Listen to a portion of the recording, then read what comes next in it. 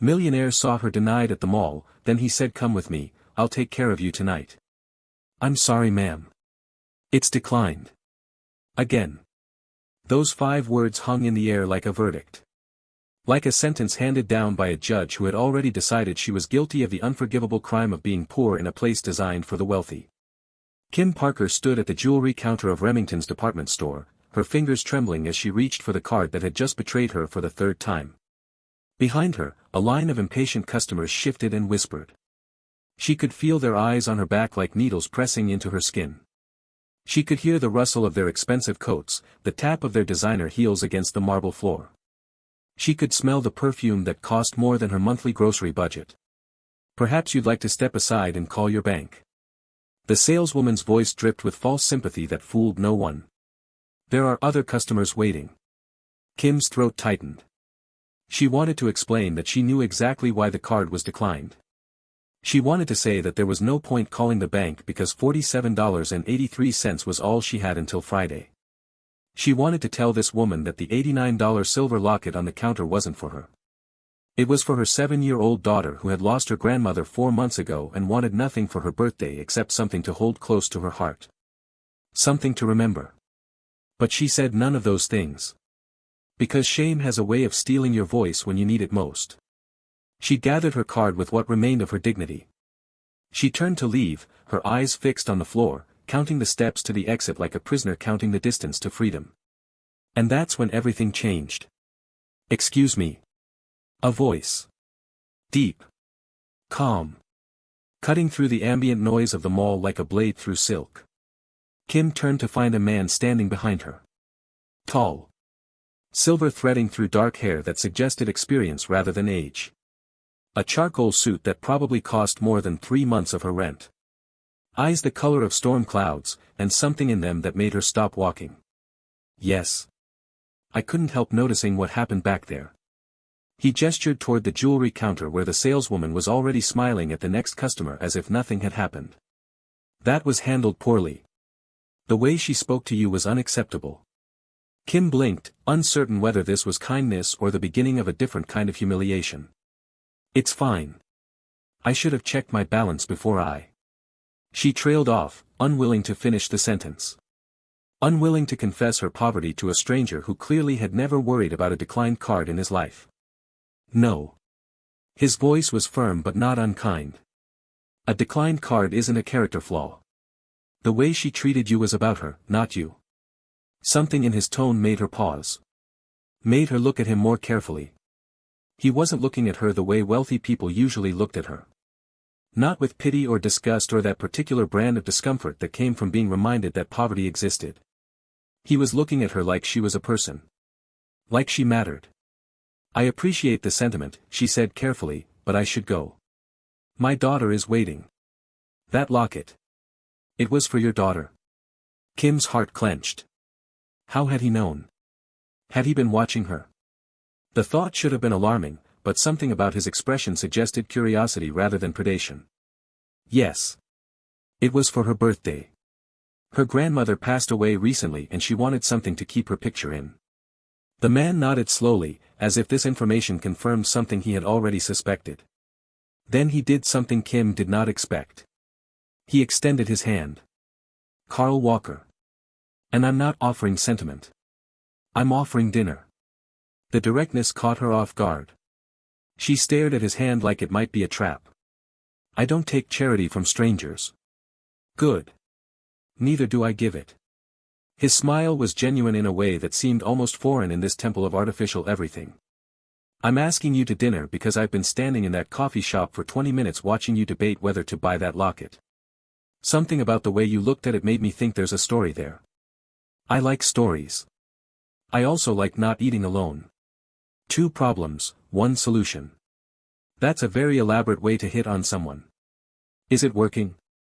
Kim laughed despite herself. A real laugh, rusty from disuse. It surprised her how good it felt. How long had it been since she had laughed? "You don't even know my name. So tell me over dinner. Come with me. I'll take care of everything tonight." He paused, seeming to choose his next words carefully. "Not because you need taking care of. but because sometimes the universe puts people in front of us exactly when we need them. Maybe I'm that for you tonight. Maybe you're that for me. Either way, the worst that happens is you get a good meal and never see me again. Now if you're wondering how a single mother with $47 in her bank account ended up having dinner with a multimillionaire she had just met, I need you to understand something first. This moment did not happen in a vacuum. It was the culmination of years of struggle, months of grief, and a single day that had pushed Kim Parker to the very edge of everything she could endure. To understand why she said yes to a stranger when every instinct screamed danger, you need to know what brought her to that jewelry counter in the first place. You need to know about the life she had built, the love she had lost, and the daughter who gave her the only reason to keep fighting. So let me take you back. Back to a woman who had once believed in fairy tales. Back to a marriage that had crumbled like a house built on lies. Back to the moment when Kim Parker learned that survival was not just a word. It was a choice you had to make every single day. If you've ever been made to feel small because life got hard, if you've ever stood in a line wondering if your card would work, if you've ever sacrificed everything for someone you love, then this story is for you. Hit that like button right now. Let's remind each other that we are not alone. And stay with me, because what happens next will change everything you think you know about love, trust, and second chances. Kim Parker had not always been poor. 7 years ago, she had been Kim Holloway, newlywed, hopeful, standing in a small apartment with David Parker and dreaming about the future they would build together. He was an accountant with ambitions. She was a marketing coordinator with a talent for making people feel seen.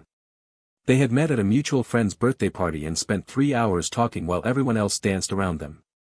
He had proposed 6 months later on a beach in California, the sunset painting the sky in shades of orange and pink that seemed specifically designed for their moment. She had said yes before he finished asking. The first 2 years were good. Not perfect, because nothing is perfect, but good in the ways that matter. They bought a small house in the suburbs. They adopted a rescue dog named Murphy who shed everywhere and barked at mail carriers. They talked about having children someday when they were more established, more secure, more ready. And then someday arrived whether they were ready or not. Kim discovered she was pregnant on a Tuesday afternoon in March. She took 3 tests just to be sure, then sat on the bathroom floor and cried. Not from sadness, but from the overwhelming reality that her life was about to change in ways she could not predict or control.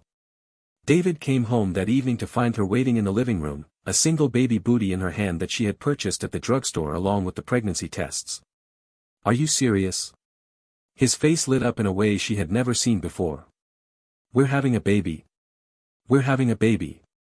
He had swept her into his arms and spun her around, Murphy barking at their feet, the future stretching out before them like a golden road leading somewhere beautiful. But golden roads have a way of turning to dust when you're not paying attention. The pregnancy was difficult. Kim developed complications that required bed rest for the final 2 months.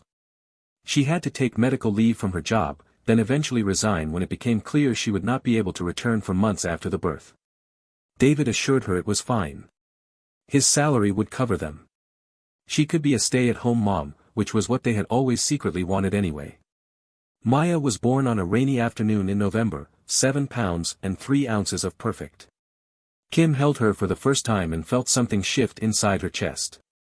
A rearrangement of priorities. A redefining of purpose. This tiny creature was now the center of her universe, and she would do anything to protect her. Anything. The first year with Maya was exhausting and exhilarating in equal measure. Kim threw herself into motherhood with the same intensity she had once brought to her career. She read every parenting book. She joined every mommy group. She documented every milestone with photos and videos that she organized into elaborate albums. David worked longer hours. He said it was necessary. Promotions were coming. Raises were coming. A bigger house was coming. He just needed to prove himself, and then everything would be perfect. Kim believed him. She had no reason not to. By the time Maya was 3, David was barely home. He left before dawn and returned after bedtime. Weekends were consumed by work trips and client dinners and obligations that seemed to multiply like cells dividing.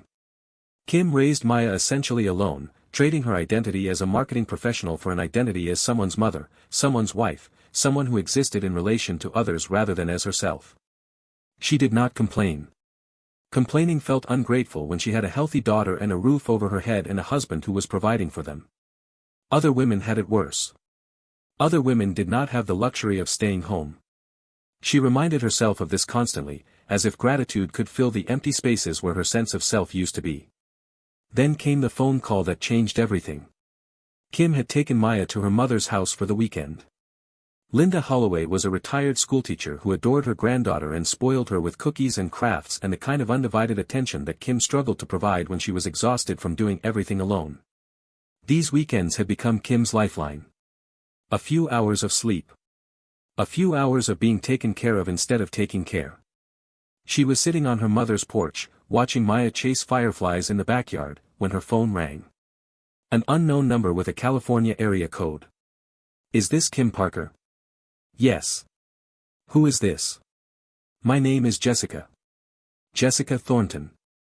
I think we should talk about your husband. What about my husband? A pause. Then a breath.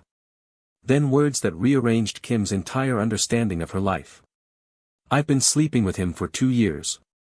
I didn't know he was married until last week. I found out when I saw your wedding photo in his wallet. I'm so sorry. I thought you deserved to know. Kim sat very still on that porch. The fireflies continued to glow. Maya continued to laugh. The world continued to spin on its axis as if nothing had happened, when in fact everything had happened and nothing would ever be the same. 2 years. David had been sleeping with another woman for 2 years. While Kim had been changing diapers and reading bedtime stories and convincing herself that his absence was temporary, that things would get better, that his promises meant something. She drove back to their house the next morning. David was there, which was unusual for a weekend. He looked nervous when she walked in, which told her everything she needed to know. Kim, I can explain. Explain what? Explain how you've been having an affair while I raised our daughter alone. Explain how you made me feel crazy every time I asked why you were never home. Explain how you took everything I gave up for this family and threw it away. It's not like that. Then tell me what it's like, David. Tell me how it's actually romantic and beautiful and I'm just too stupid to understand. He could not tell her that. He could only stand there, caught, guilty, stripped of the careful lies he had constructed around himself. The divorce was brutal. David hired expensive lawyers with money that should have been theirs together. Kim could barely afford a consultation, let alone representation. She discovered that the savings account she thought held their security was nearly empty. David had been funneling money somewhere she could not trace. The house was mortgaged beyond its value. The retirement accounts had been raided. By the time the papers were signed, Kim had nothing. No house. No savings. No career to return to after 5 years out of the workforce. She had a 4-year-old daughter and a settlement that barely covered 6 months of expenses. David moved to Belize with Jessica Thornton 3 weeks after the divorce was finalized. He sent child support sporadically, always with excuses about exchange rates and banking difficulties. Kim stopped expecting it. Expecting things from David had become a hobby she could no longer afford. She moved in with her mother. She took a job at a call center that paid $11 an hour and crushed her soul by degrees. She learned to cook meals from whatever was on sale and to repair things herself because service calls were a luxury. She learned to say no to Maya without explaining that no meant there is simply no money, baby, I'm sorry. And through it all, Linda Holloway was her rock. Her mother watched Maya while Kim worked. Her mother helped with groceries when the paycheck ran out before the month did. Her mother held her while she cried and reminded her that she was strong enough to survive this. Then 4 months ago, Linda Holloway discovered a lump in her breast. The cancer had spread before they found it. Stage 4. Metastatic. Words that sounded clinical when the doctors said them but felt like bombs detonating in Kim's chest. 6 weeks. That was all they got. 6 weeks of hospital visits and whispered conversations and trying to explain to a 7-year-old that grandma was going to heaven and would not be coming back. Maya had been inconsolable. She had nightmares for weeks. She cried at random moments, triggered by songs Linda used to sing or foods Linda used to make. She asked questions Kim could not answer about death and afterlife and whether grandma could still see them from wherever she was now. And then, one morning, Maya had come to Kim with a request. Mama, for my birthday, can I have something to put Grandma's picture in? Something I can wear all the time so she's always with me. Of course, baby. Kim had held her daughter and made a promise she was not sure she could keep. We'll find something perfect. That was 3 months ago. Kim had been saving ever since. Cutting every corner. Taking extra shifts at the call center. Selling things she did not really want to sell. All for an $89 locket at Remington's department store that Maya had seen in a catalog and decided was exactly right. $89. It might as well have been $800. Or $8,000. In Kim's world, where a broken car alternator could spiral into financial catastrophe, $89 was the difference between making rent and not making rent. Between keeping the lights on and sitting in darkness. But she had promised. She had promised her daughter, and she was going to keep that promise even if it meant eating nothing but rice for the rest of the month. Even if it meant walking to work because she could not afford gas. Even if it meant going without so that Maya could have this one small thing that mattered so much. She had walked into Remington's that afternoon with exactly $92 in her account. $3 of margin. $3 between her daughter's happiness and complete humiliation. Then the first transaction had been declined because of a system error on the store's end that they refused to acknowledge. They had run the card again. And again. And somewhere in those multiple attempts, her account had been flagged for suspicious activity and frozen. $47.83 accessible. The rest locked away pending review. A process that would take 3 to 5 business days. Maya's birthday was tomorrow. That was what had brought Kim to that moment. That was why she had stood at that counter and felt her dignity stripped away by a saleswoman who saw only a declined card and not the story behind it. That was why she had turned to leave with tears burning in her eyes and defeat heavy in her bones. And that was when Carl Walker had appeared. Comment below if you've ever had a moment when everything seemed hopeless and then something unexpected happened. I want to hear your stories. I want us to build a community of people who understand that rock bottom is not the end. It's just the foundation for something new. Now let me tell you what happened when Kim said yes to a stranger's dinner invitation. Because that yes would change the entire trajectory of her life. Kim Parker had said something Kim Parker almost never said. Yes. She had said yes to dinner with a stranger. Yes to getting into an elevator with a man she did not know. Yes to following him to a restaurant on the top floor of a building she had never entered because buildings like this were not designed for people like her. But something about Carl Walker made her feel like maybe, just maybe, she belonged here after all. The elevator opened on the penthouse level, and Kim stepped into a world that seemed to exist on a different plane entirely. The restaurant was called Elevate, and it earned that name with floor-to-ceiling windows that made the city look like a constellation spread out beneath them. The lighting was soft and warm. The music was classical but not stuffy. The tables were spaced far apart, creating private islands in a sea of elegance. Kim felt conspicuously underdressed in her discount store blazer and sensible flats. She felt like an imposter who had somehow snuck past security and would be escorted out at any moment. But Carl spoke to the maitre d' in a way that made everyone treat her like she belonged there. Like she was someone important. Like her worn clothes and tired eyes were irrelevant compared to the fact that she was his guest. Mr. Walker, your usual table is ready. Right this way. Their table was by the window, positioned to capture the best view of the cityscape below.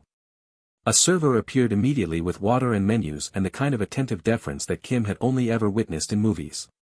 Order anything you want, Carl said, settling into his chair with the ease of someone who had done this 1,000 times. The tasting menu is excellent if you don't feel like deciding. Kim stared at the menu, trying not to let her eyes drift to the prices. Numbers that represented not meals but weeks of groceries. Months of electricity.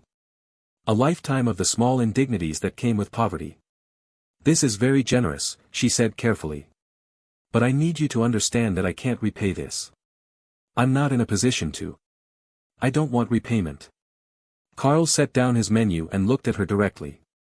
I want conversation. I want to understand the woman who stood in that store with her heart clearly breaking and her dignity completely intact. I want to know what's worth fighting for so hard that you'd endure that kind of humiliation for it. It's just a locket.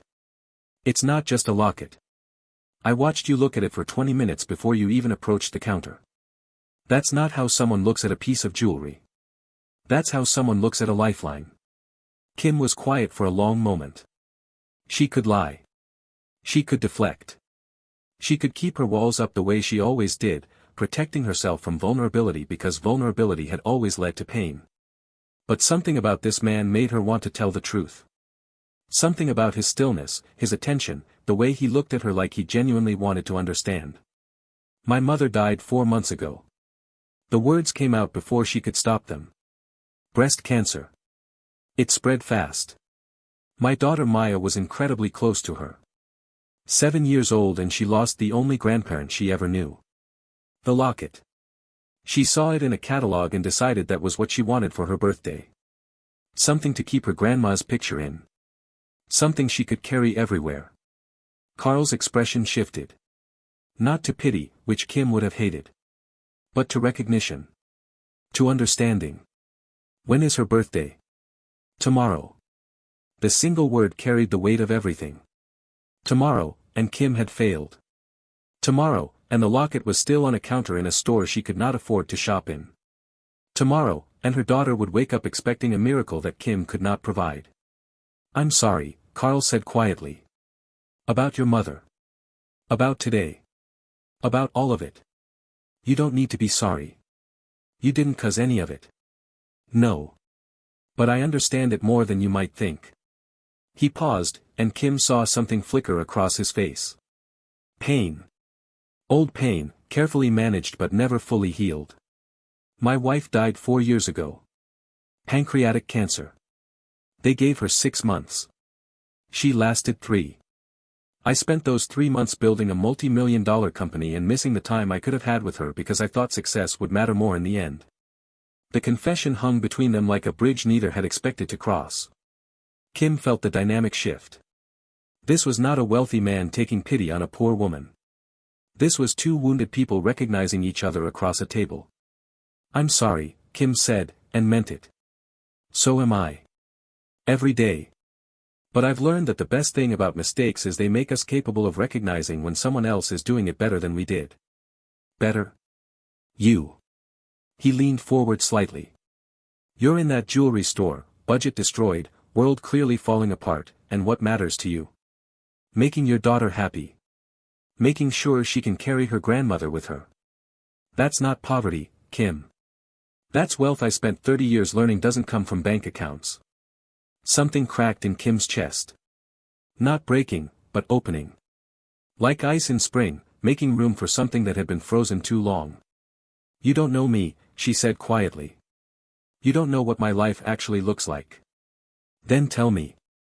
I have nowhere to be tonight except exactly where I am. So she did. She told him about David. The high school sweetheart turned husband turned stranger who had convinced her to be a stay-at-home mom while he built a career, then used her years out of the workforce to justify leaving her with nothing. She told him about the legal battle she could not afford and the job at the call center that paid barely enough to cover daycare. She told him about the apartment with the broken heater and the car that needed repairs and the endless grinding mathematics of poverty that reduced every day to a series of impossible choices. She told him about her mother. About sitting on a hospital bed holding Linda's hand while she slipped away. About trying to explain death to a child who still believed in magic. About the grief that lived in her bones now, permanent as marrow. And Carl listened. Not the polite listening of someone waiting for their turn to speak, but the active engaged listening of someone who understood that sometimes the greatest gift is simply witnessing.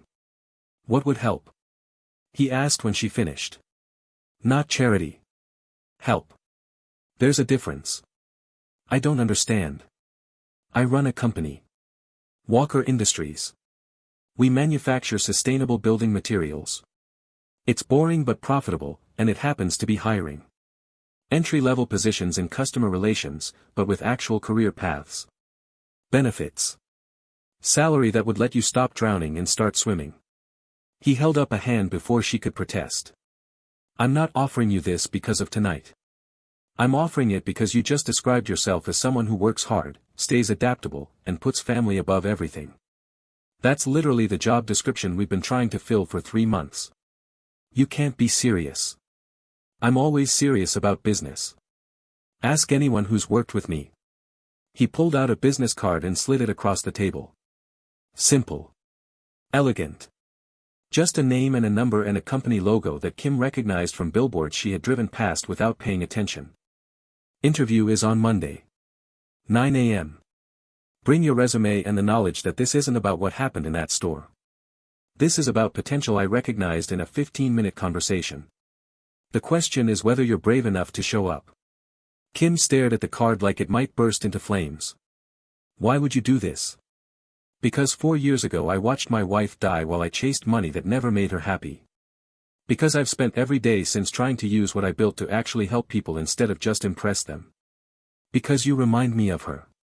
Not in looks, but in fight. She had that same stubborn refusal to accept less than she deserved. He paused, his storm cloud eyes holding hers. And because sometimes saving someone else is the closest we get to saving ourselves. The food arrived. Courses that looked like art and tasted like dreams. Kim ate slowly, savoring each bite, acutely aware that this was likely the finest meal she would ever have. The conversation drifted to lighter topics. His son from his first marriage. Her daughter's obsession with purple everything. The city they both lived in but experienced from entirely different altitudes. By the time dessert appeared, something had shifted between them. The wariness Kim had walked in with had softened into something closer to curiosity. Maybe even trust, though she would never admit that to herself. Trust was a luxury she could not afford. Can I ask you something? Kim said as she took her first bite of chocolate mousse that probably cost more than her entire week's grocery budget. Anything. Why were you standing in that coffee shop watching me for 20 minutes? That's not normal behavior. Carl laughed. A real laugh, warm and genuine. Fair point. I wasn't watching you specifically at first. I was killing time before a meeting that got cancelled. But I noticed you walk past the coffee shop 3 times before you finally went into the store. You kept looking at the window display, then walking away, then coming back. And your face. He shook his head. There was something in your face that reminded me of someone. Your wife. My mother, actually. She raised me alone after my father left. I remember her making those same calculations. Walking past things she wanted, debating, talking herself out of spending money on anything that wasn't strictly necessary. She had that same look you had today. Determined and heartbroken at the same time. Kim set down her fork. What happened to her? She died when I was 19. Heart attack. She was 43. Worked herself to death trying to give me opportunities she never had. I didn't realize until years later that the greatest gift she ever gave me was showing me what real strength looks like. Not the kind that comes from power or money. The kind that comes from loving someone so much you'd sacrifice everything for them. Is that why you helped me tonight? I didn't help you tonight. Carl's voice was firm. I recognized you. I saw someone fighting the same fight my mother fought, and I thought maybe the universe put me in that coffee shop at that exact moment for a reason. Maybe I'm supposed to pay forward what she never got to receive. Kim felt tears threatening and blinked them back. She had spent so long being strong, being stoic, being the rock that never crumbled. But something about this man and his quiet understanding made her walls feel less necessary. I don't know if I believe in the universe arranging things. Neither do I, most days. But I believe in choices. And I chose to say something to you today instead of watching you walk away. You chose to have dinner with me instead of running in the other direction. Maybe that's not the universe. Maybe it's just 2 people deciding to take a chance on each other. I'm not looking for anything romantic. Neither am I. Carl's expression was open, honest. I'm looking for connection. Real connection, not the kind that comes with agendas or expectations. My wife used to say I was too busy building empires to build relationships. She was right. I'm trying to do better now. What does that look like? It looks like having dinner with a stranger and enjoying the conversation. It looks like offering a job to someone who deserves an opportunity. It looks like going home tonight and calling my son, which I've been putting off for 2 weeks because I didn't know what to say to him. It looks like small choices that add up to a different kind of life. You make it sound simple. It's not simple. It's just clear. There's a difference. The evening wound down slowly, neither of them in any rush to end it. Carl paid the bill without looking at it, which Kim found both impressive and slightly obscene. He walked her to her car in the parking garage, maintaining a respectful distance that made her feel safe rather than pursued. "Thank you," Kim said as she unlocked her car door. "For dinner. For the job offer. For not making me feel pathetic for what happened at that counter." "You're not pathetic.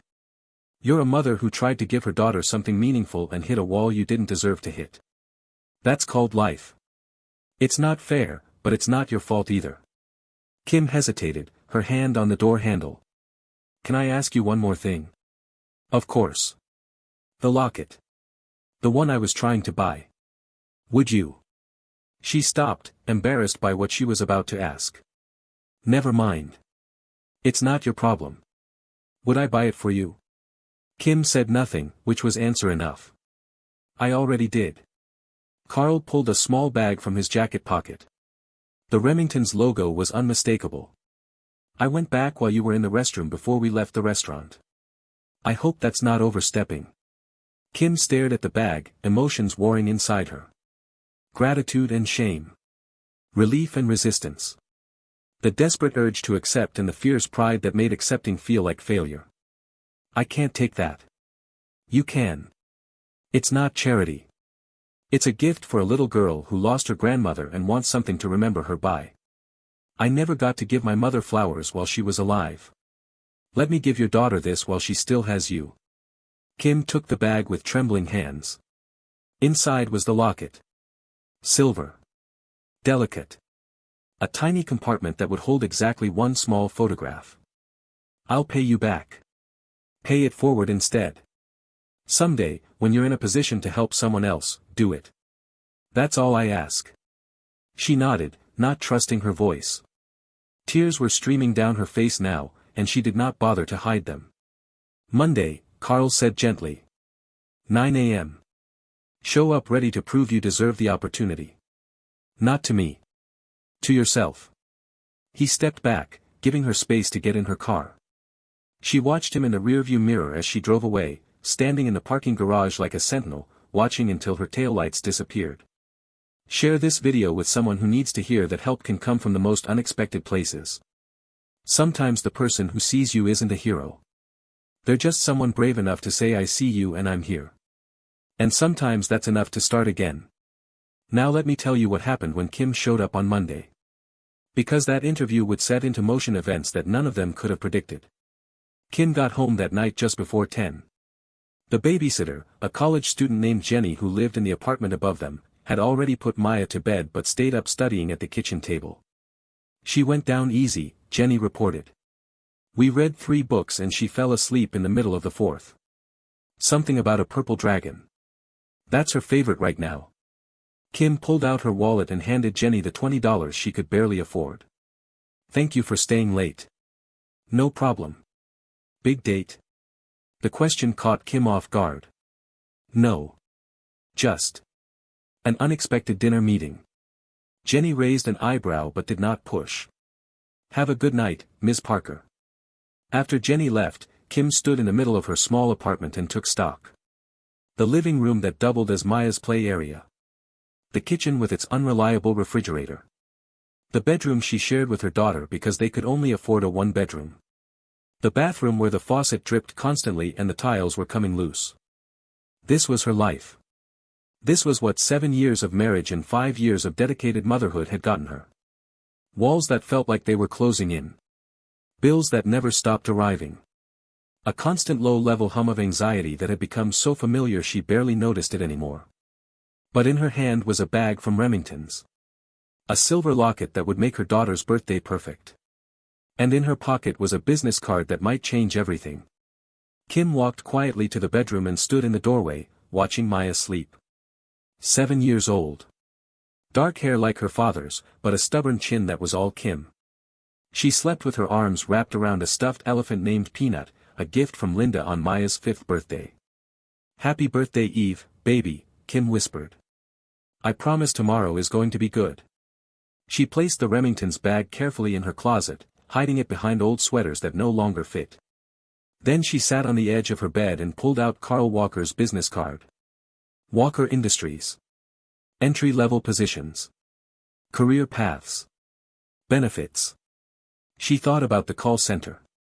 The fluorescent lights. The headset that made her ears ache. The script she had to follow that left no room for humanity.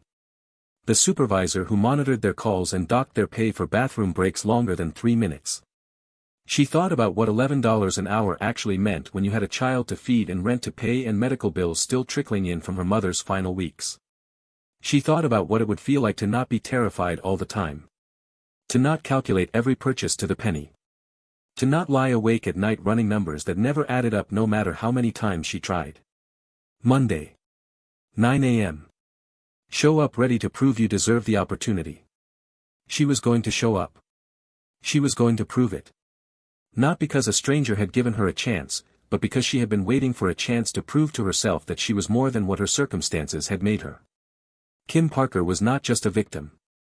She was not just a single mother struggling to survive. She was a woman with skills and intelligence and drive that had been buried under the avalanche of her marriage and divorce. It was time to dig herself out. But first, there was a birthday to celebrate. Maya woke up on her birthday with the kind of explosive energy that only children possess. She was jumping on the bed before Kim had even opened her eyes, chanting birthday birthday birthday like an incantation. Happy birthday, sweet girl. Kim caught her daughter mid-bounce and pulled her into a hug. 7 years old. How did you get so big? I ate all my vegetables. Maya giggled. Can I have cake for breakfast? Nice try. How about pancakes shaped like butterflies? Okay. But can they have chocolate chips? Kim pretended to consider this very carefully. I suppose. Since it's your birthday. They made pancakes together, Maya standing on her little step stool and stirring the batter with more enthusiasm than precision. The kitchen got messy. Flour ended up in places flour should not be. Neither of them cared. After breakfast came the present. Just one, because one was all Kim could afford, but she had wrapped it in purple paper and put an elaborate bow on top to make it feel special. Maya tore into the wrapping with the focus of a surgeon and the delicacy of a tornado. The Remington's box appeared. Then the velvet case inside. Then the locket itself, silver and perfect, catching the morning light. Maya went very still. It's for Grandma's picture, Kim explained softly. See this little clasp? You can open it and put a photo inside. That way she can be with you wherever you go. Maya looked up at her mother with eyes that were suddenly too old for a 7-year-old. Her lower lip trembled. I miss her, Mama. I know, baby. I miss her too. Kim gathered her daughter close. But this way she's never really gone. You carry her right here, close to your heart. Can we put a picture in right now? Right now. They spent the next hour going through photo albums, looking for the perfect picture of Linda Holloway. Maya rejected the formal portraits as too stiff. She rejected the candidates where Grandma was not smiling. She finally chose a photo from the previous Christmas, Linda laughing while Maya showed her a drawing of a purple dragon she had made. This one. She looks happy in this one. Kim trimmed the photo carefully, fitting it into the locket's tiny frame. She fastened it around Maya's neck, adjusting the chain so it hung just right. I love it. Maya touched the locket gently. Thank you, Mama. You're welcome, baby. Happy birthday. They spent the rest of the day doing birthday things. A trip to the park. Ice cream for lunch because birthdays had different rules. A movie on the couch while Maya wore a plastic tiara and declared herself queen of everything. By bedtime, Maya was exhausted and happy and falling asleep still clutching her locket. Mama? Her voice was drowsy. Yes, baby. This was the best birthday ever. Kim kissed her forehead. You deserve the best, Maya. Don't ever let anyone tell you otherwise. Maya was asleep before Kim finished the sentence. Kim stayed in the doorway for a long moment, watching her daughter sleep. Tomorrow was Monday. Tomorrow was the interview. Tomorrow she would walk into Walker Industries and try to convince strangers that she was worth taking a chance on. But tonight, she had given her daughter the one thing she asked for. Tonight, Maya was happy. Tonight, that was enough. Kim went to her closet and pulled out the only good outfit she owned. A blazer from a job interview 3 years ago. A blouse that was slightly dated but still professional. Slacks that fit if she held her breath. Heels that would make her feet ache but would make her look like someone who belonged in a corporate office. She laid everything out for the morning. She set 3 alarms just in case. She went through potential interview questions in her head, crafting answers that highlighted her strengths and glossed over the 5-year gap in her employment history. She did not sleep well. She never slept well anymore. But she slept enough, and when her first alarm went off at 6 a.m., Kim Parker was ready to fight for her future. The interview was on the 12th floor of a building downtown that Kim had walked past 1,000 times without ever going inside. Walker Industries occupied 3 floors of the tower, their logo prominent in the lobby directory. Kim checked in at the security desk and was given a visitor badge that she clipped to her blazer. She rode the elevator with people in expensive suits who glanced at her without really seeing her. She found the reception area and announced herself to a woman behind a sleek desk. Kim Parker. I have a 9 o'clock interview. Of course, Ms. Parker. Have a seat. Someone will be with you shortly. Kim sat in a chair that was designed to look modern but was actually quite uncomfortable. She watched people come and go, all of them moving with the confident efficiency of people who knew exactly where they belonged. She felt like an imposter. Like a fraud. Like someone who had wandered into a world where she did not belong and would soon be discovered. Ms. Parker. A woman in a sharp navy dress was standing in front of her. Mid-30s. Warm smile. Clipboard in hand. Yes. I'm Jennifer. I'll be conducting your first interview today. Please follow me. First interview. That implied there would be more than one.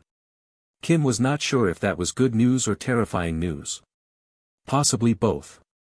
Jennifer led her to a conference room with glass walls and a table that could seat 12. They sat across from each other, and Jennifer opened the interview with standard questions about Kim's background and experience. Kim had prepared for this. She talked about her marketing experience before Maya was born. She talked about the skills she had developed as a stay-at-home parent. Project management. Budget optimization. Crisis resolution. Multitasking under pressure. She framed 5 years of motherhood as relevant professional development rather than a gap in her resume. Jennifer took notes and nodded encouragingly. She asked follow-up questions that suggested she was actually listening, not just going through the motions. She seemed genuinely interested in Kim's answers. The interview lasted 45 minutes. By the end, Kim felt cautiously optimistic. She had not bombed it. She had held her own. She had presented herself as competent and capable and worth taking a chance on. Thank you, Ms. Parker. Jennifer closed her notebook.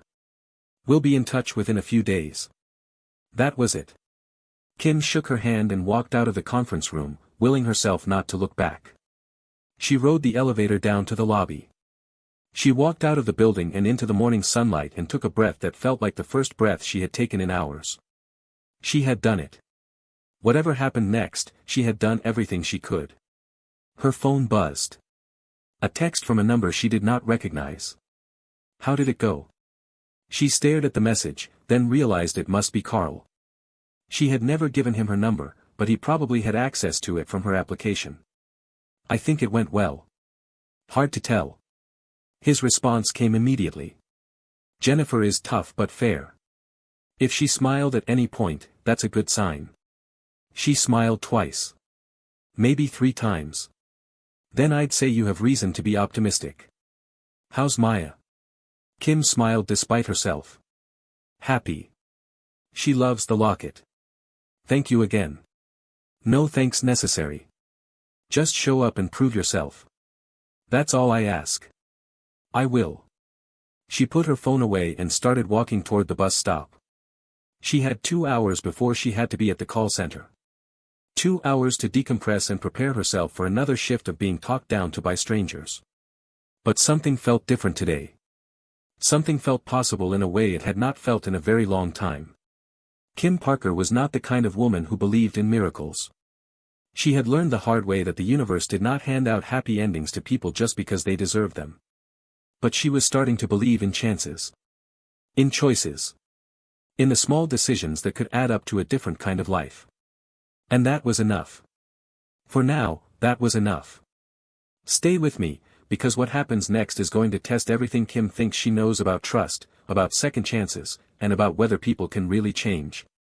If you're invested in this story, subscribe right now and turn on notifications so you don't miss a single moment. 3 days passed. 3 days of checking her phone every hour. 3 days of jumping every time an unknown number appeared. 3 days of telling herself it did not matter while knowing it mattered more than almost anything. Kim was at the call center on Thursday afternoon, her headset pressing into her ears, her voice locked in the artificial cheerfulness required by the script, when her phone lit up with a number she recognized. Walker Industries. The main line.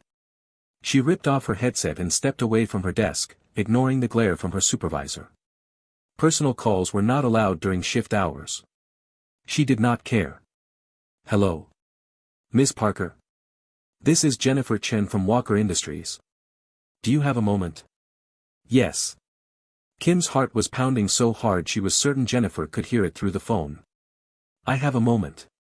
I wanted to let you know that after reviewing your interview and speaking with the rest of the hiring committee, we'd like to offer you the position of Customer Relations Specialist.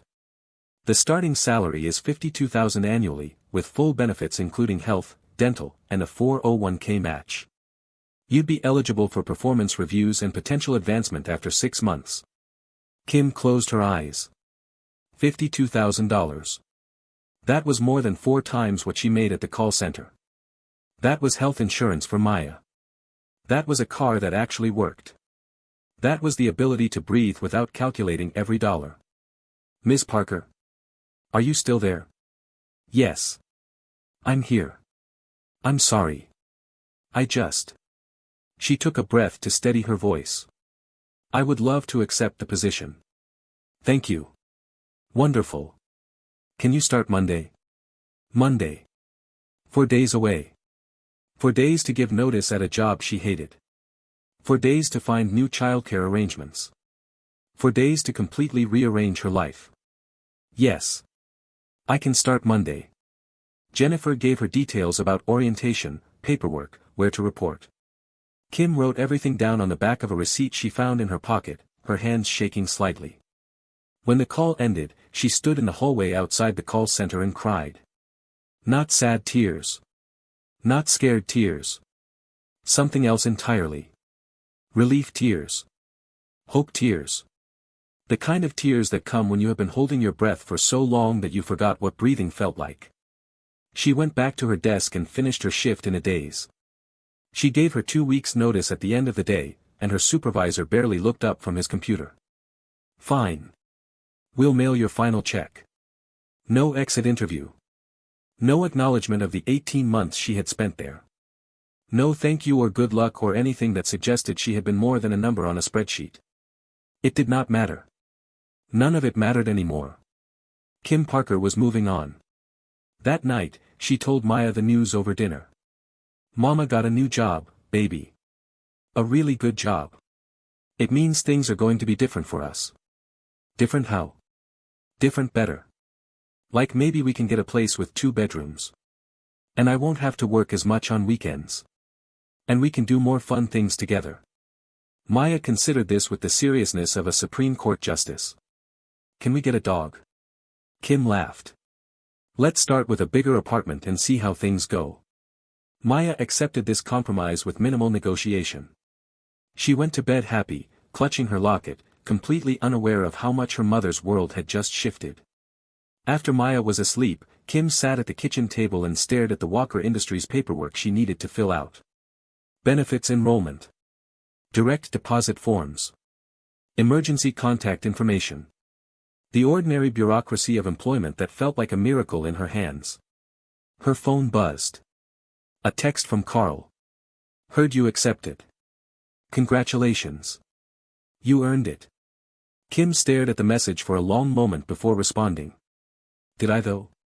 Or did you make a phone call? His response came immediately. I specifically told Jennifer not to factor in anything I said. Asked her to evaluate you the same way she would any other candidate.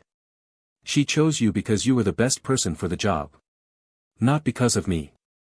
How can I believe that? You can believe it because Jennifer Chen has worked for me for 8 years and has never once let me influence her hiring decisions. She once rejected my nephew for a position because he wasn't qualified. I was furious at the time. Now I understand that's exactly the kind of person you want making decisions. Kim read the message twice.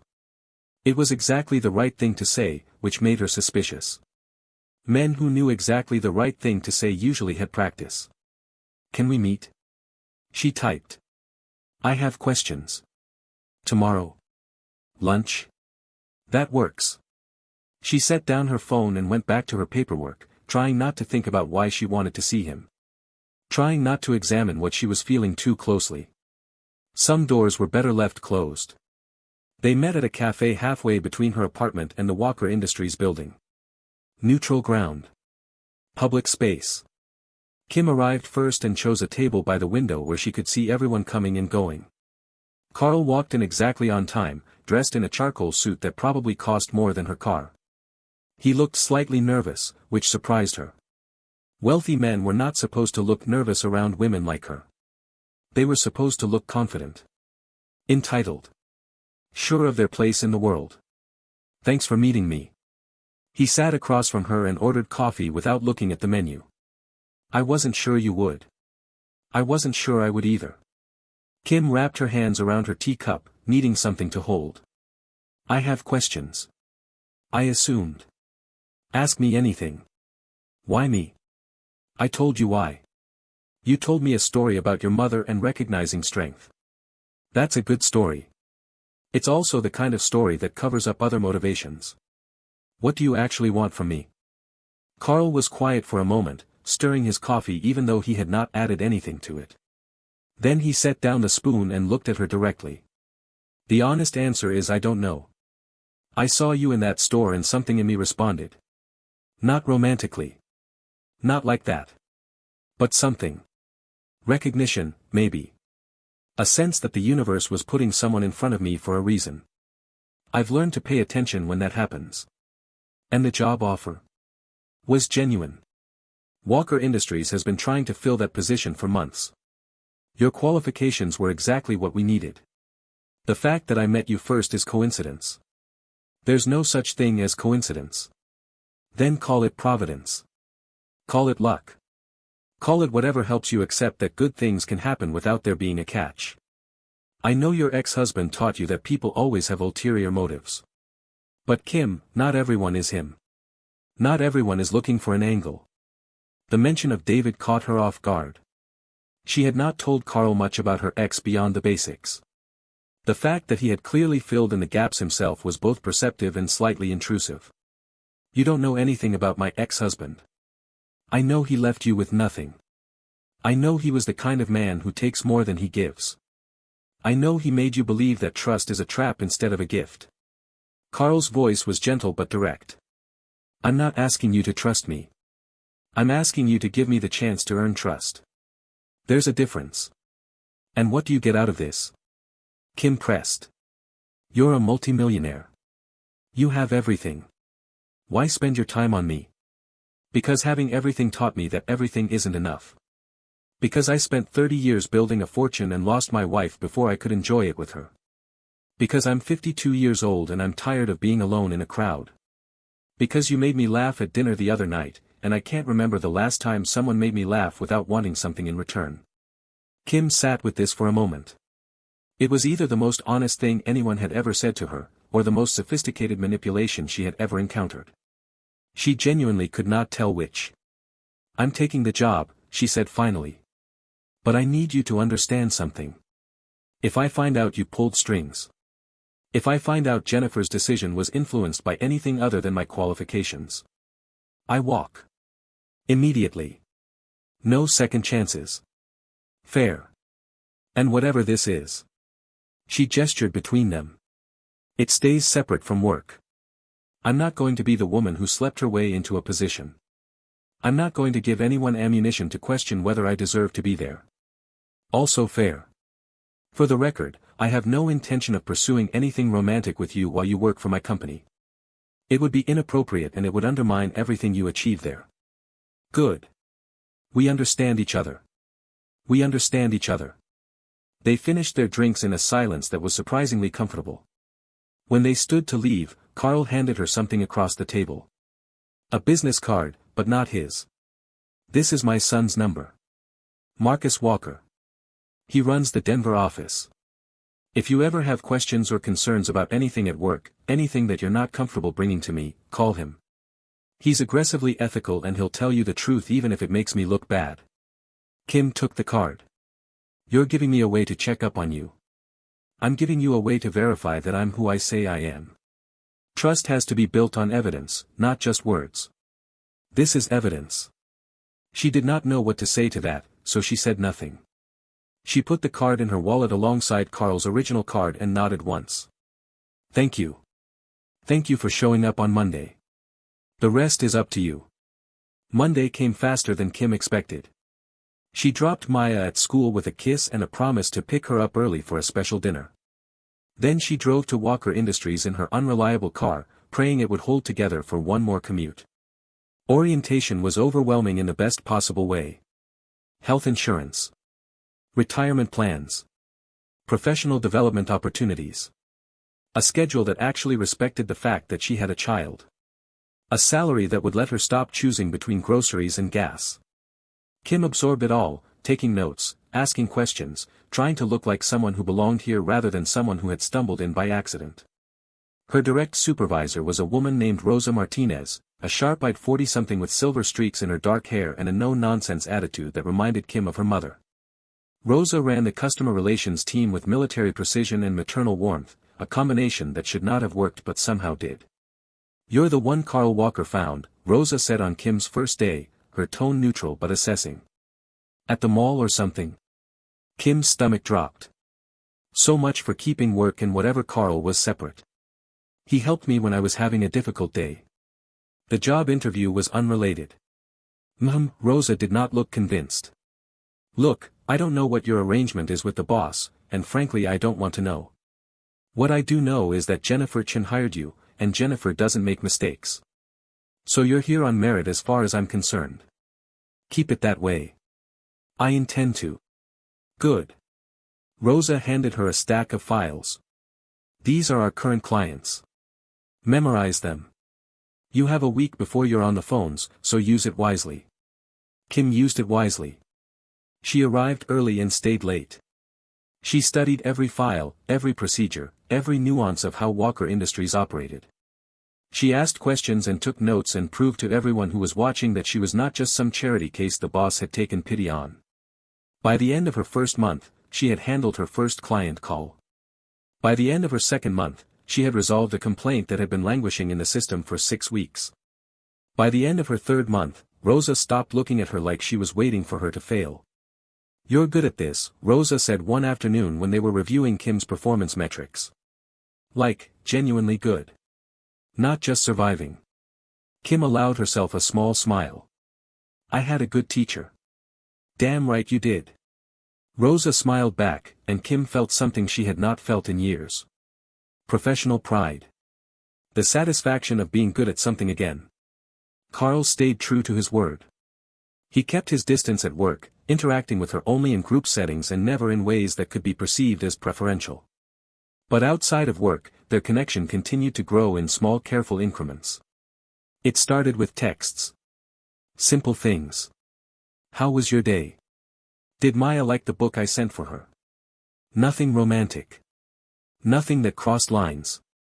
Just the steady drip of attention that suggested he was thinking about her. Then it became phone calls. Late-night conversations after Maya was asleep, talking about nothing and everything. His complicated relationship with his son. Her complicated relationship with her ex. The loneliness that neither of them had admitted to anyone else. Then it became dinners. Always with Maya, never alone. Carl seemed to understand instinctively that any man who wanted to be in Kim's life had to want to be in Maya's life too. "Can I show you my drawings?" Maya asked one evening at a restaurant, clutching a notebook she had brought specifically for this purpose. "I would love to see your drawings." Carl gave her his full attention, which was no small thing from a man who ran a multi-million-dollar company. "This is a dragon. His name is Sparkle. And this is his house. It's a castle but also a spaceship. A castle spaceship. That's very advanced architecture. Maya beamed. Mama says I have a good imagination. Your mama is right about most things. Kim watched this exchange with a mixture of warmth and wariness. Carl was good with Maya. Patient. Engaged. He asked questions about her drawings and her school and her friends with the same focus he probably brought to board meetings. But Kim had learned the hard way that men could be charming when they wanted something. David had been charming too, in the beginning. Before the charm became a weapon. What are you thinking? Carl asked later, after Maya had exhausted herself and fallen asleep against Kim's shoulder. I'm thinking that you're very good at this. At what? Being exactly what I need you to be. It's either genuine or it's the most sophisticated long game I've ever encountered. Carl considered this carefully. Can it be both? What do you mean? I mean that yes, I'm being genuine. And yes, I'm also aware that every interaction is an opportunity to show you I'm trustworthy. Those things aren't mutually exclusive. I know you've been hurt. I know you're watching for signs of danger. So yes, I'm being careful. I'm being intentional. But that doesn't mean what I'm showing you isn't real. It just means I understand the stakes. And what are the stakes? Carl looked at her with those storm cloud eyes that she was starting to find unfairly attractive. You. The stakes are you. Kim did not know what to say to that. She gathered Maya and left the restaurant with a quiet thank you that felt inadequate for the weight of the moment. That night, lying awake in her bed that was still in the same small apartment because she was not ready to move yet, not ready to let herself believe this was permanent, Kim examined her feelings with ruthless honesty. She was falling for Carl Walker. She had been trying so hard not to. Building walls. Maintaining distance. Reminding herself constantly that this was temporary, that men like him did not end up with women like her, that the other shoe would drop eventually because it always did. But he kept showing up. Not with grand gestures or expensive gifts, but with the small consistent actions that were harder to dismiss. Remembering Maya's favorite color. Asking follow-up questions about Kim's work. Sending articles about things she had mentioned in passing. He was doing exactly what he had promised. Earning trust through evidence. And it was working. If you've ever found yourself falling for someone when you swore you wouldn't, if you've ever felt your walls crumbling despite your best efforts to keep them standing, I want to hear from you. Comment below with one word that describes what it feels like to start trusting again after being hurt. Now let me tell you what happened next, because just when Kim started to believe this might be real, everything got complicated. 6 months into Kim's tenure at Walker Industries, Carl made an announcement that changed the dynamics entirely. They were at a company-wide meeting, the kind where executives talked about quarterly goals and everyone pretended to be inspired. Kim was sitting near the back with Rosa, half listening while mentally reviewing her afternoon schedule. Then Carl's voice cut through her distraction. I want to formally announce some restructuring in our executive team. Effective immediately, I will be stepping back from day-to-day operations and focusing exclusively on strategic initiatives and community outreach. Marcus Walker will be taking over as CEO of Operations, with Jennifer Chen promoted to Chief Strategy Officer. A murmur ran through the room. Carl Walker stepping back was major news. He had built this company from nothing. His fingerprints were on every decision. Kim felt Rosa tense beside her. What does this mean for us? Kim whispered. It means the chain of command just shifted. Rosa's voice was neutral but her eyes were calculating. You no longer work for Carl Walker. Not even indirectly. The implications of this took a moment to settle in. Carl had removed himself from any position of authority over her work. He was no longer her boss's boss, or her boss's boss's boss. He had done it deliberately. She was certain of it. After the meeting, she found a text waiting on her phone. We should talk. Dinner tonight? Just us this time. Kim stared at the message. Just us. No Maya as buffer.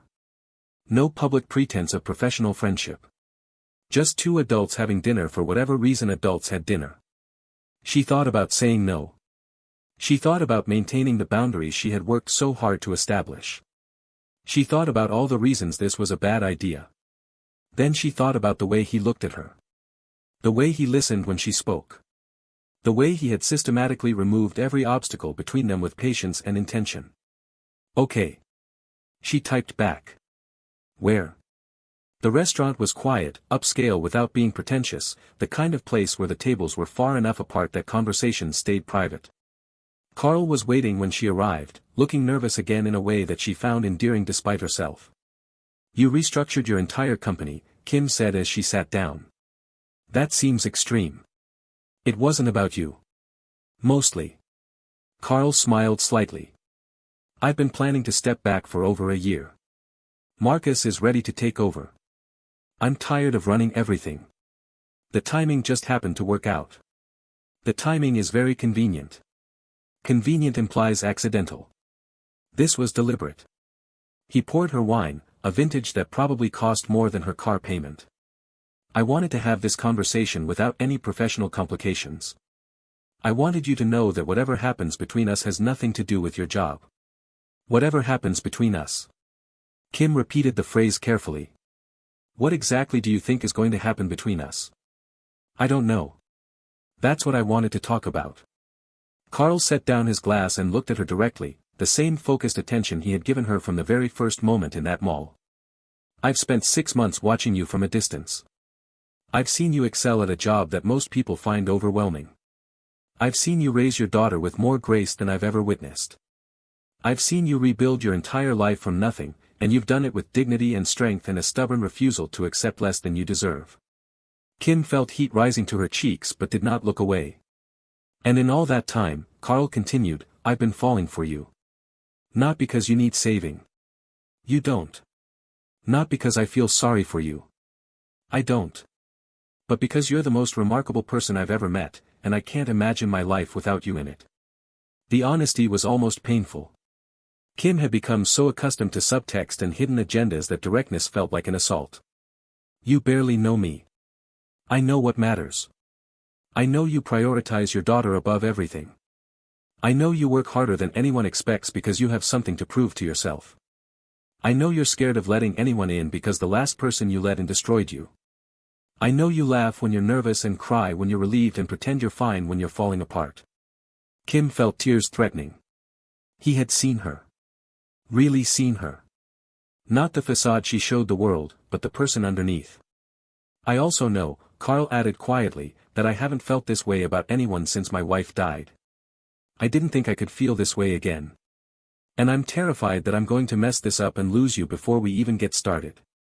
What if you do? Kim's voice came out barely above a whisper. What if I let you in and you leave like everyone else? Then you'll survive. Because that's what you do.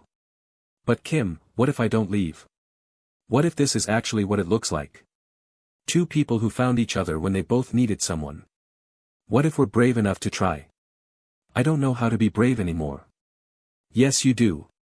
Carl reached across the table and took her hand, the first time he had touched her since that night in the parking garage.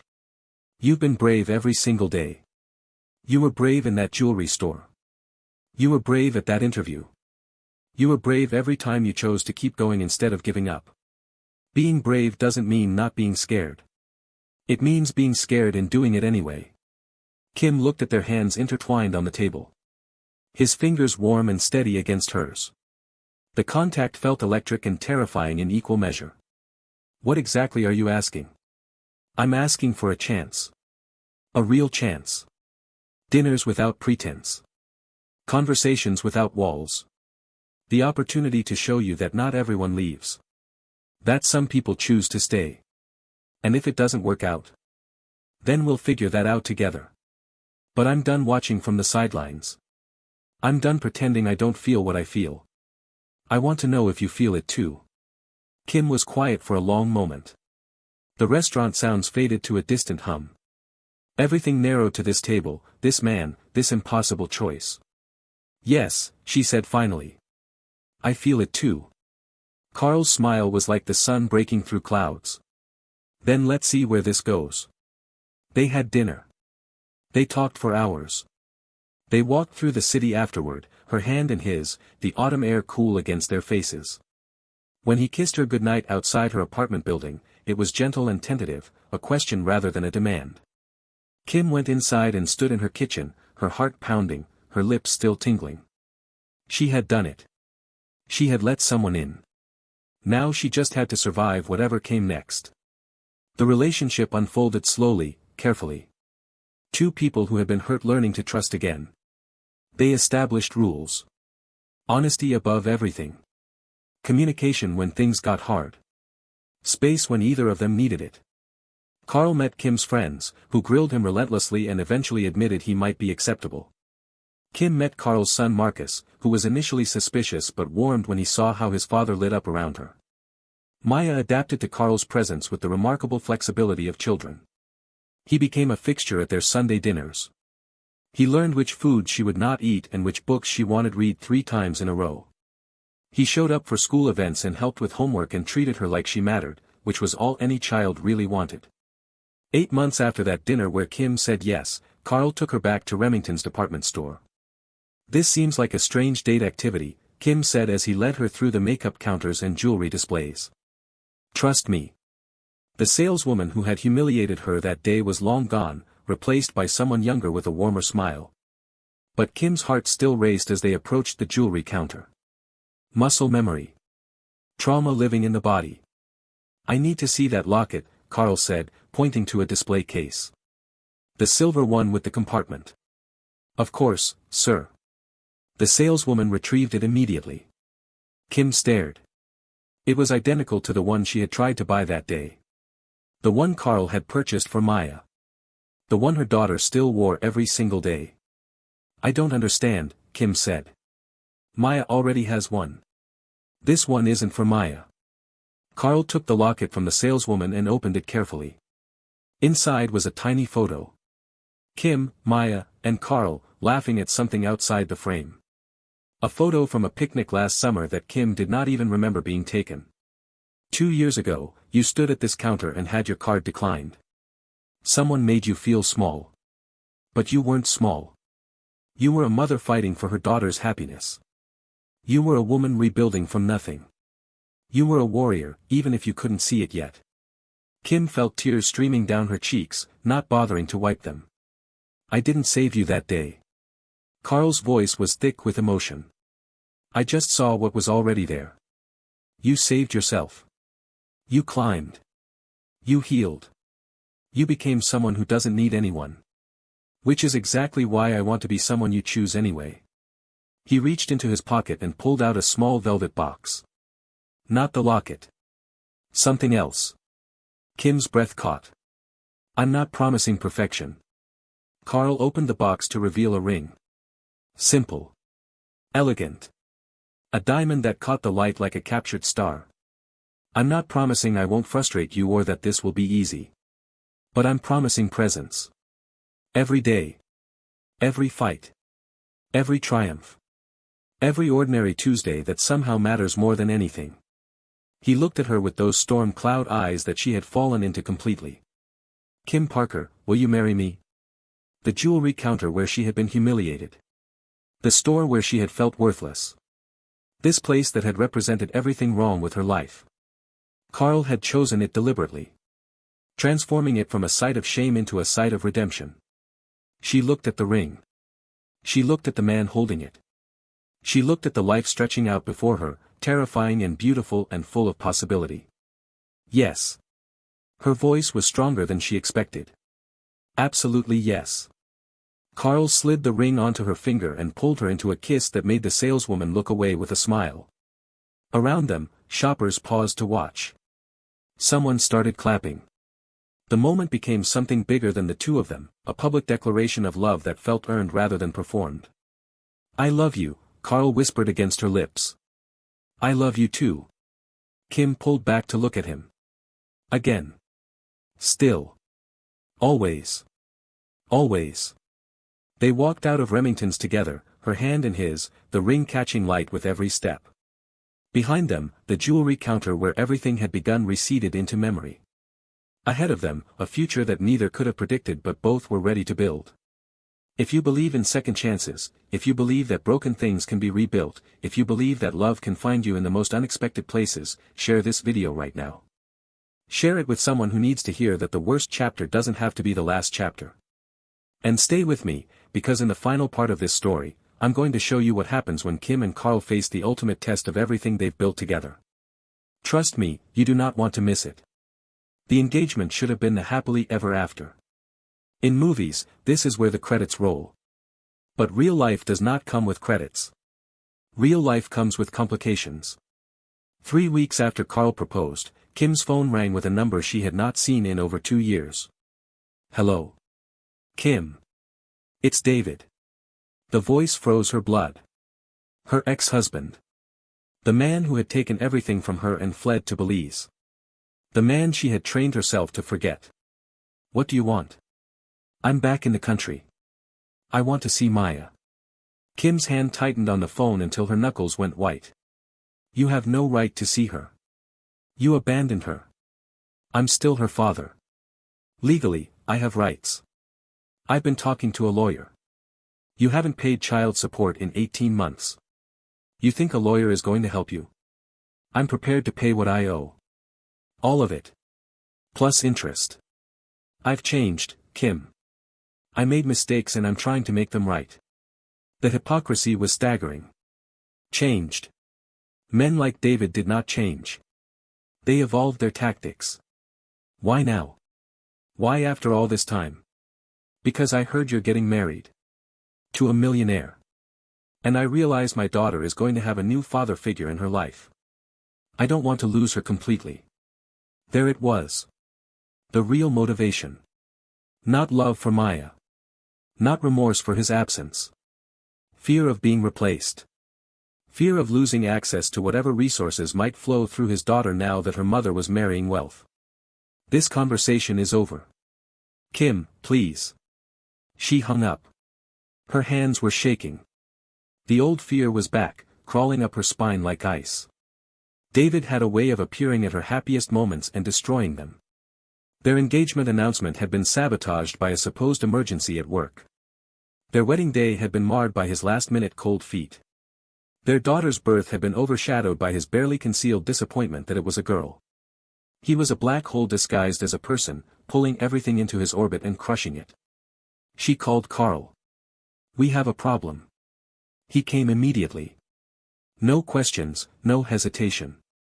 He walked into her apartment and found her sitting on the couch staring at nothing, and he sat beside her without touching, understanding instinctively that she needed space to process. David called. He wants to see Maya. Okay. Carl's voice was measured. What do you want to do? I want him to disappear. I want him to go back to Belize and never contact us again. I want Maya to never know what kind of person her father really is. But he's her father.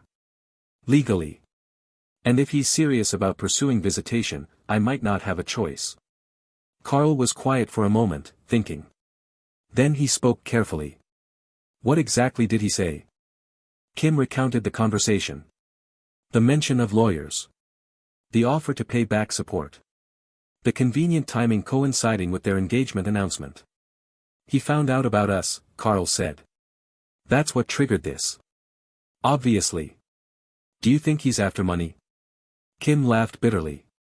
David is always after money. He probably thinks marrying you means I have access to resources he can exploit. He's probably already planning how to manipulate Maya into asking for things he can benefit from. Does Maya know about him? She knows he exists. She knows he left when she was little. I've been careful not to say terrible things about him because I don't want to poison her against her own father. But I also haven't painted him as a saint. That was smart. It was survival. Kim finally looked at Carl. I don't know what to do. If he takes me to court, I might have to let him see her. Supervised visits at first, probably. But then unsupervised. And then weekends. And then he'll start filling her head with his version of events, making me the villain, making himself the victim. Hey. Carl took her hands in his. We'll figure this out. Whatever he's planning, we'll handle it together. This isn't your problem. Yes it is. Carl's voice was firm. I'm going to marry you. That makes your problems my problems. That makes Maya my daughter in every way that matters. I'm not going to sit on the sidelines while your ex tries to destabilize everything we've built. Kim felt tears threatening. She had been handling things alone for so long. The idea of someone else carrying part of the weight felt foreign. Uncomfortable. Also desperately wanted. What if he ruins everything? He won't. Because we won't let him. Carl leaned forward and kissed her forehead, a gesture of comfort rather than romance. I have lawyers too, Kim. Very good lawyers. If David wants a fight, we'll give him one. But we'll do it strategically, not emotionally. We won't let him turn this into chaos. Kim nodded slowly. The fear was still there, but it was sharing space now with something else. Hope, maybe. Or trust. The belief that she was not alone in this anymore. Okay. Okay. They sat together in silence for a while, holding hands, facing the uncertain future. Outside, the city hummed with its usual indifference. Inside, two people were choosing to stand together against whatever came next. That's what love was, Kim realized. Not the absence of problems. Not the guarantee of easy roads. But the promise of not facing the hard things alone. Whatever David tried, she would not be fighting by herself. Not anymore. The next few weeks were tense. David's lawyer sent official correspondence requesting visitation. Kim's lawyer, newly hired with Carl's resources, responded with documentation of 2 years of absent parenting and 18 months of unpaid child support. A custody evaluation was ordered. Interviews were scheduled. Maya's life was about to be disrupted by a man who had never bothered to be part of it.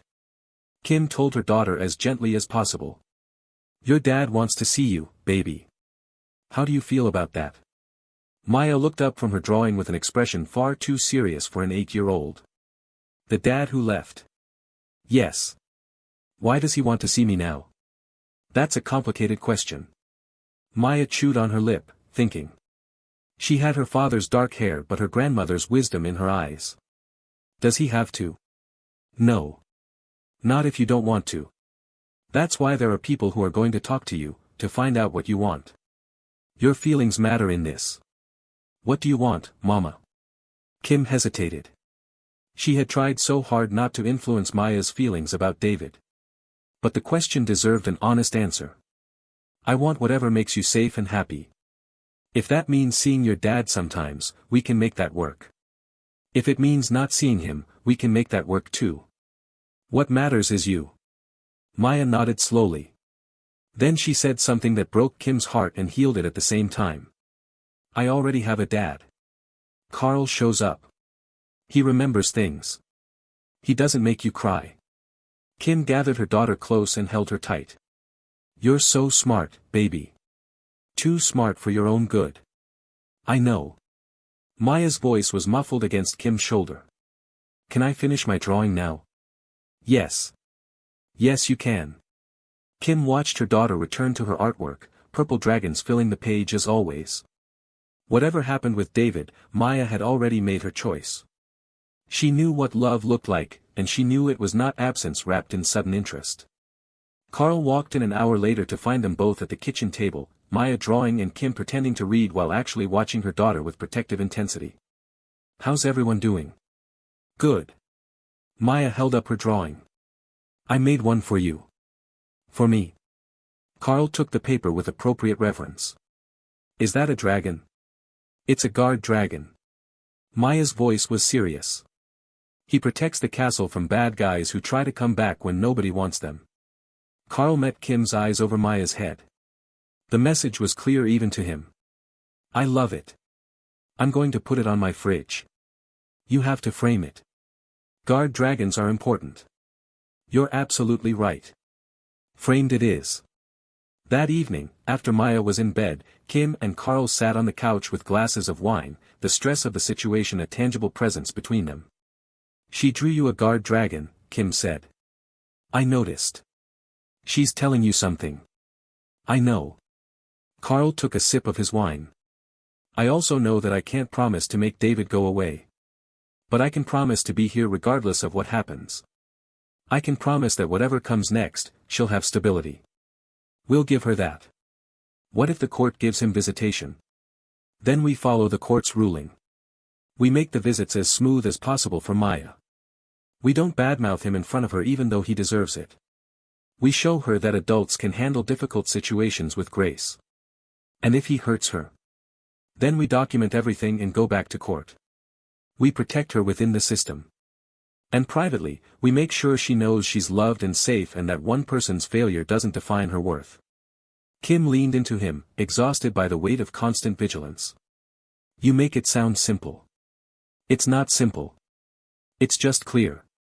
There's a difference. Kim remembered him saying something similar months ago, in a different context. The man was nothing if not consistent. I'm scared. I know. I'm scared too. What are you scared of? Carl was quiet for a moment. That I'll let you down. That when it matters most, I'll fail you the way I failed my wife.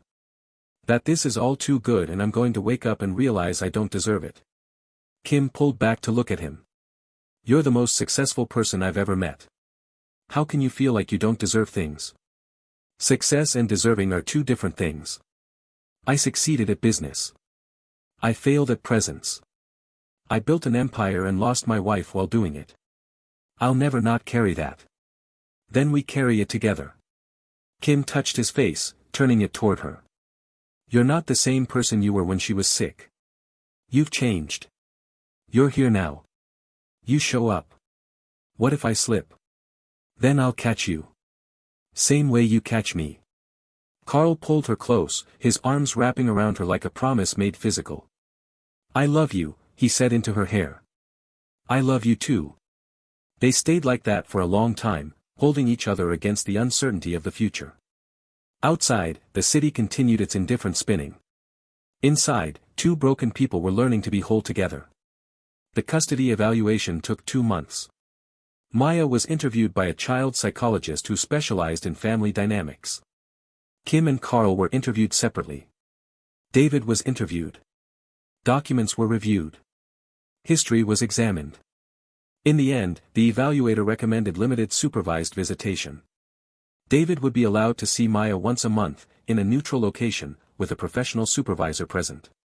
Any increase in contact would require another evaluation in 6 months. David's lawyer protested. Kim's lawyer stood firm. The judge agreed with the evaluator's recommendation. It was not a complete victory. David was still in their lives, a shadow that would not disappear entirely. But he was contained. Supervised. Prevented from doing the kind of damage he was capable of. Maya handled the first visit with surprising equanimity. She answered David's questions politely but did not engage beyond what was required. When the hour was over, she returned to Kim with visible relief. How was it? Fine. He asked about school and stuff. I told him. Did he say anything that bothered you? Maya thought about this carefully. He said he missed me. But Mama, if he missed me, why did he leave? Kim crouched down to Maya's level. That's a really good question, and I wish I had a good answer. Sometimes adults make choices that don't make sense. Sometimes people miss things after they lose them, not before. Maya nodded, processing this with the seriousness she brought to everything. I don't want to do that again. I know, baby. But the judge said you have to, at least for now. We'll see how the next visit goes, okay? Okay. Maya paused. Can we get ice cream? Absolutely. They got ice cream. Carl met them at the shop, sliding into the booth beside Maya like he belonged there. He did not ask about the visit. He did not push. He just sat with them and let them be. That was what real love looked like, Kim realized. Not fixing everything. Not having all the answers. Just being present for the hard parts and trusting that presence was enough. It was enough. For now, it was enough. Kim and Carl got married on a Saturday in October, exactly 2 years after that first meeting in the mall. The ceremony was small. Just family and close friends gathered in a garden venue that felt like a secret world, surrounded by autumn colors and a kind of golden light that made everything look like a painting. Maya served as flower girl and ring bearer simultaneously, insisting she could handle both jobs. She wore a purple dress that she had chosen herself and carried a basket of rose petals that she scattered with aggressive enthusiasm. Carl's son Marcus stood as best man. Rosa came as a guest, having become one of Kim's closest friends over the past 2 years.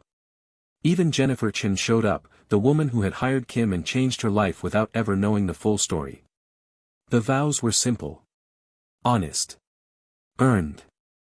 "I promise to show up," Carl said, his voice steady despite the emotion in his eyes. "Every day. Every fight. Every triumph. Every ordinary moment that somehow matters more than anything. I promise to be the person you deserve, even when it's hard. Especially when it's hard. I promise to trust you," Kim replied, her own voice thick with tears she was not trying to hide. "Even when I'm scared. Even when my walls want to go back up. I promise to choose you, every single day, for the rest of my life." They exchanged rings. They kissed. The small crowd cheered. And then they were married.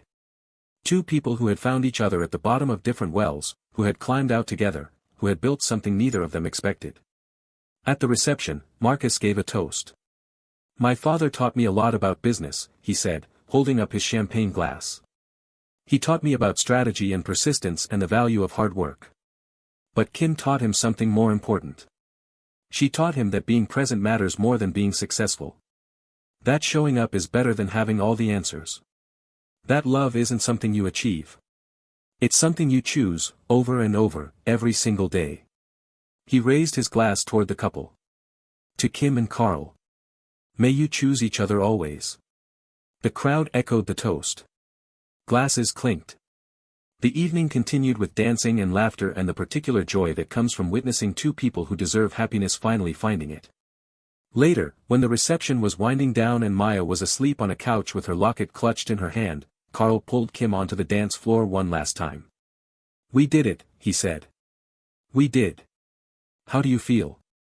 Kim considered the question. "Terrified," she admitted. "Happy. Overwhelmed. Like I'm waiting for something to go wrong.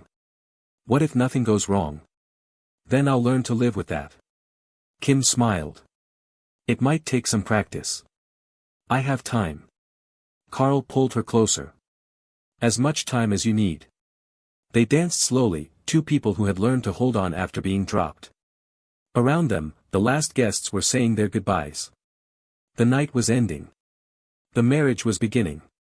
And this, Kim realized, was exactly where she was supposed to be. Not because the universe had arranged it. Not because some cosmic force had decided she deserved a happy ending. But because she had chosen it. She had chosen to show up at that interview. She had chosen to let Carl in. She had chosen to trust, even when trust felt impossible. The happy ending was not a gift. It was a decision. Made over and over, every single day. And she would keep making it. Forever. This is the story of a woman who stood at a jewelry counter with $47 in her account and walked away engaged to a millionaire 2 years later. But it is not a story about money. It is not a story about being saved. It is a story about resilience. About choosing hope when hope feels foolish. About letting someone in when every instinct screams to keep them out. Kim Parker did not need Carl Walker to survive. She had already proven she could survive anything. But she chose him anyway. She chose partnership over isolation. She chose vulnerability over walls.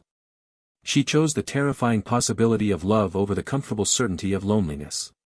And Carl chose her right back. Not as a project or a charity case. Not as someone to fix. But as an equal. A partner. A person worth showing up for. That is what real love looks like. Not grand gestures or dramatic rescues. Just two people deciding, over and over, to choose each other. To stay. To try. If this story moved you, I need you to do something for me right now. Like this video. Subscribe to the channel. Turn on notifications. And share this with someone who needs to believe that their story is not over.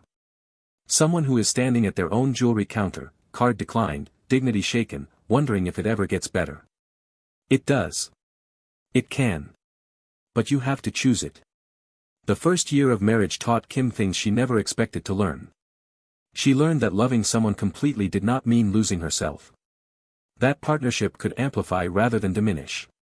That the walls she had built over years of self-protection could come down brick by brick without leaving her defenseless.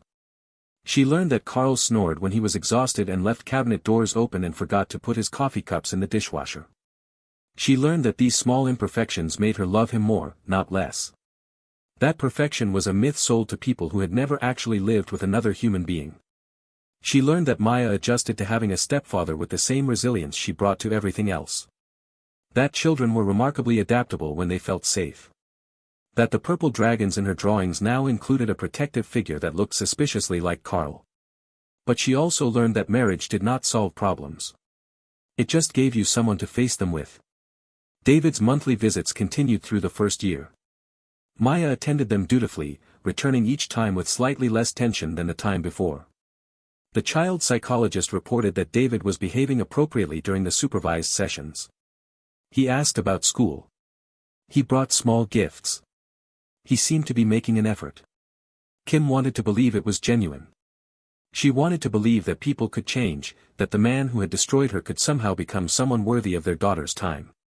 But she had learned long ago that wanting something did not make it true. The shift came 11 months after the wedding, during what should have been a routine visit.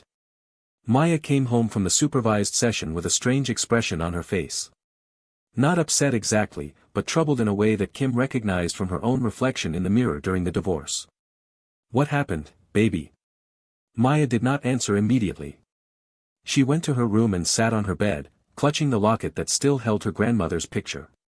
Kim followed and sat beside her, waiting. "Dad said something," Maya finally admitted. "What did he say?" "He said that Carl isn't my real dad. He said that no matter how much Carl pretends, he'll never love me like a real father would. He said that blood matters more than anything and that someday I'll understand that."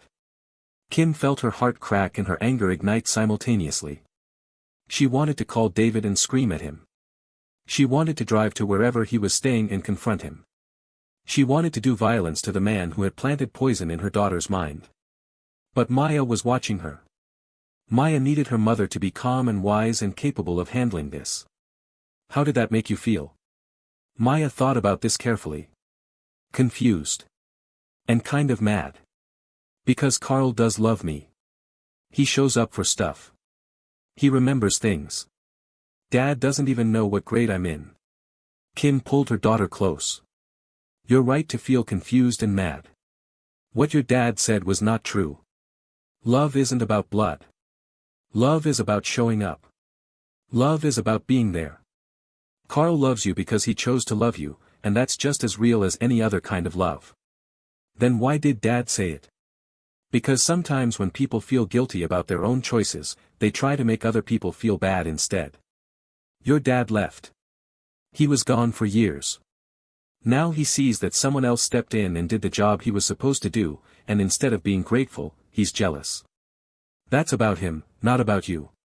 Maya nodded slowly, processing. "Should I tell the supervisor lady?" "Yes. It's important that she knows what he said. She'll make sure it doesn't happen again." "Okay." Maya paused. "Mama?" "Yes, baby. I don't want to go to visits anymore." Kim closed her eyes. This was the moment she had been dreading and hoping for in equal measure. Maya had the right to express her preferences. The court would consider them. But Kim also knew that alienating a child from a parent was a serious accusation, one that could backfire spectacularly if David's lawyer twisted the narrative. "I hear you," Kim said carefully. "And your feelings matter. But this is something we need to talk to the judge about. We can't just stop the visits without permission. But I don't want to see him." "I know. And I promise we're going to do everything we can to make sure your voice is heard. But for right now, I need you to be patient. Can you do that?" Maya sighed with the weight of someone far older than 9. "I guess. That's my girl." Kim called her lawyer that evening. She called the child psychologist. She documented everything Maya had said, word for word, with dates and times and context. She built a case the way Carl had taught her to build cases, with evidence and precision and strategic thinking. And then she called Carl. He was at a business dinner in Chicago, some meeting that could not be rescheduled. But he answered on the second ring. "What's wrong?" David told Maya that you're not her real father. That blood matters more than love. That you'll never care about her the way a biological parent would. There was silence on the other end of the line. Then Carl's voice, tight with controlled fury. How is she? Upset. Confused. She doesn't want to go to visits anymore. What did you tell her? The truth. That love is about showing up, not about genetics. That what he said was wrong and about his own guilt, not about her. Good. That's exactly right. Carl paused. I'm coming home. You don't have to cut your trip short. Yes, I do. This is exactly the kind of moment I promised I wouldn't miss. My daughter needs me. Everything else can wait. He was on a flight within 2 hours. He walked through the door at midnight, still in his suit, exhausted but present. Maya was asleep, but Carl went to her room anyway and stood in the doorway, watching her the way Kim so often did. She's perfect, he said quietly. Whatever David says, whatever he tries to make her believe, she knows the truth. You can see it in the way she looks at me. She knows I love her. Kim leaned against him, exhausted and grateful. What do we do now? We fight. Strategically, legally, within the system. We document everything. We let Maya's voice be heard. And we show her, every single day, that the family she has is the family she deserves. What if it's not enough? Then we adjust and keep fighting. Carl turned to face her. Kim, I didn't sign up for the easy parts. I signed up for all of it. The midnight calls. The custody battles. The ex-husband who can't accept that he lost his chance. This is what being a family means. Kim felt tears threatening. I'm so tired of fighting. I know. So let me carry some of it. That's what I'm here for. She let him hold her. She let herself be weak for a moment, protected by someone stronger. It was a luxury she had not allowed herself in years. In the morning, Maya woke up to find Carl making pancakes in the shape of dragons. Purple frosting and all, a deviation from nutrition that Kim allowed under the circumstances. You came home, Maya said, her voice small. Of course I came home. Carl crouched down to her level. I heard you had a hard day. I wanted to be here. Dad said you're not my real dad. I know. Your mom told me. Carl's voice was gentle but steady. Can I tell you what I think about that? Maya nodded. I think real is not about blood. I think real is about who shows up when things get hard. Who remembers your favorite color and what scares you and what makes you laugh. Who chooses to be there, every single day, not because they have to, but because they want to. He touched the locket around her neck. Your grandmother was real because she loved you. I'm real because I love you. That doesn't take anything away from your biological father. It just means that family is bigger than genetics. Family is the people who choose each other. Maya was quiet for a long moment. Then she threw her arms around Carl's neck and held on tight.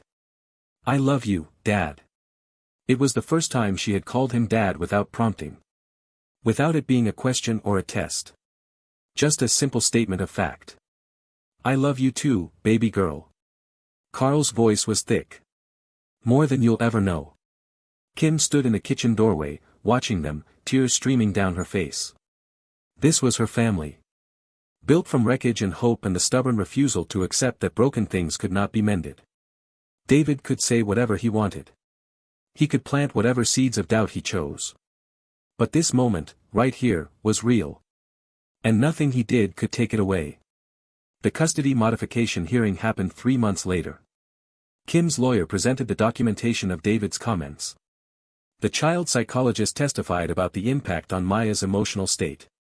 Maya herself, through a court-appointed advocate, expressed her clear preference to stop visits entirely. David's lawyer tried to spin it as parental alienation. He suggested that Kim and Carl had coached Maya. That her expressed preferences were manufactured rather than genuine. But the evidence told a different story. The supervisor from the visitation center testified that David frequently made inappropriate comments about Maya's stepfather. That he asked leading questions designed to undermine Maya's relationship with Carl. That his behavior had grown increasingly manipulative over the course of the supervised visits. The judge listened to everything. He reviewed the documentation. He considered Maya's expressed preferences, weighted appropriately for her age and circumstances. And then he ruled. Based on the evidence presented, I am terminating Mr. Parker's visitation rights effective immediately. The pattern of behavior documented by the supervisor, combined with the child's clear preference and the assessment of the court-appointed psychologist, leads me to conclude that continued contact is not in the best interest of the minor child. Kim gripped Carl's hand so hard she probably left bruises. It was over. Not everything. David could appeal. He could try again later. But for now, Maya was protected. Outside the courthouse, Kim's lawyer shook her hand. That was a clean win. He rarely gets his rights terminated entirely. You built a solid case. We built a solid case, Kim corrected. I couldn't have done it without you. You did the hard part. You documented everything. You kept your daughter's well-being at the center of every decision. That's what made the difference. Carl drove them home. Maya was at school, unaware of the proceedings that had just determined her fate. They would tell her tonight, in age-appropriate terms. They would explain that she did not have to see David anymore, but that it was not about him being bad. It was about what was best for her. How do you feel? Carl asked as they pulled into the driveway. Kim considered the question. Relieved. Guilty. Hopeful. All at once. Guilty about what? About being happy that she won't see her father. About feeling like I won something when really this is a loss. She lost the possibility of having a good relationship with him. That's not a victory. No. It's not. Carl turned off the engine but did not move to get out of the car. But sometimes loss is necessary for growth. Sometimes you have to let go of what could have been so you can embrace what actually is. David had years to be a father. He chose not to be. That's on him, not on you. What if she resents me someday? For keeping her from him? Then we'll deal with that when it comes. We'll show her the documentation. We'll explain our reasoning. We'll trust that she's smart enough to understand why we made the choices we made. Kim leaned her head against the headrest, exhausted by the constant vigilance that co-parenting with a difficult ex required. I never wanted this. I know. I wanted Maya to have a father who loved her. I wanted the fairy tale where the absent parent comes back changed and everything works out. But that's not what happened. No. What happened is you stepped in. You became what he couldn't be.